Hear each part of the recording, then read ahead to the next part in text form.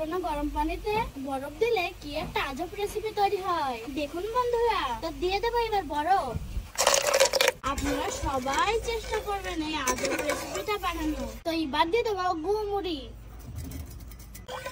এই যে দেখুন বন্ধুরা, আস্তে আস্তে কালার কি সুন্দর হয়ে গেল, কত সুন্দর রং হয়েছে দেখছেন? দেখেন দেখতে যা লাগছে না।